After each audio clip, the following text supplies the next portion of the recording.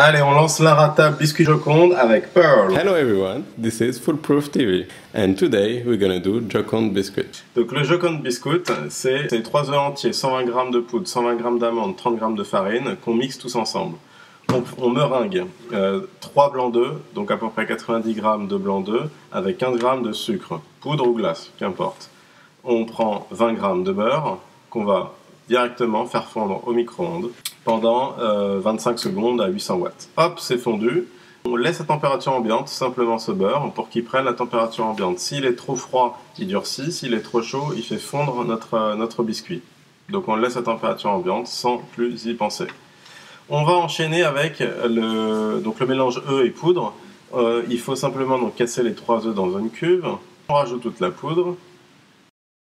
Et on va mixer ça. Donc si vous avez un gros robot comme ça, vous prenez une feuille, comme moi, et vous mixez à vitesse moyenne, donc à 4 sur un KitchenAid, pendant un peu moins d'une dizaine de minutes, parce qu'on veut quelque chose de très aérien.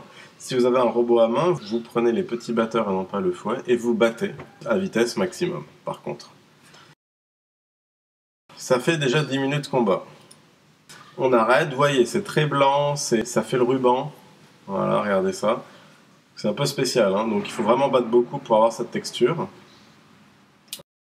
On va commencer à fouetter les blancs à vitesse moyenne. Voilà. Et maintenant, quand on a les blancs qui sont un peu montés, mais pas beaucoup, ça veut dire qu'on avait des blancs liquides, puis des blancs mousseux à grosses bulles, et maintenant de la mousse, mais à petites bulles. Regardez, des petites bulles. C'est maintenant qu'on rajoute le sucre. Voilà, donc sucre en glace ou sucre en poudre, c'est pas important. Donc on commence, on va aller à pleine vitesse progressivement, voilà, et pleine vitesse, voilà. Donc c'est fini, on aura nos blancs qui seront prêts, une fois qu'ils arrêtent de monter, hein, qui seront bien pleins.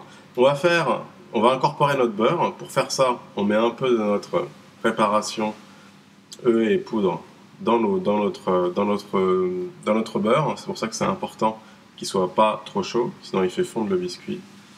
Ça fait un peu comme une mayonnaise. Et on remet.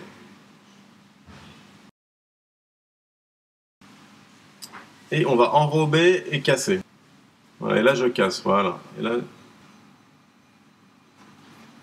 Voilà. Donc là j'enrobe.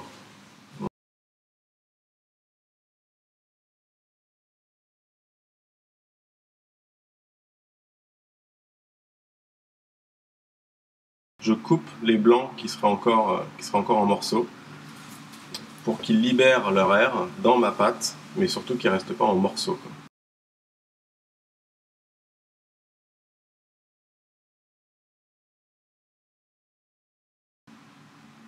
Voilà, je dresse ça sur un papier, donc papier sulfu, papier silicone, etc. Ça marche de la même manière. Hop, hop, hop, on lisse le maximum, on fait l'épaisseur du biscuit que l'on souhaite. Là, je fais plutôt quelque chose d'assez fin. Petite technique donc, pour faire un beau rectangle. Vous pouvez faire tout ça avec un couteau, hein. Vous n'avez pas besoin de ces spatules. Évidemment, vous aurez un meilleur boulot avec les spatules. Petite technique avec le doigt pour faire un rectangle. Si on observe la surface du biscuit, on se rend compte que le fait de ne pas avoir un biscuit très régulier et de faire ce qu'on peut avec un couteau ou une spatule maison, nous empêche d'avoir une cuisson homogène, et les endroits les plus fins évidemment vont cuire beaucoup plus. Il faut faire attention à ça. Et voilà, avec cette recette, on peut imaginer beaucoup de pâtisseries où ce biscuit va servir de base. On y coule des mousses, des crèmes, on y met des gelées, etc. Et puis on décore de quelques fruits.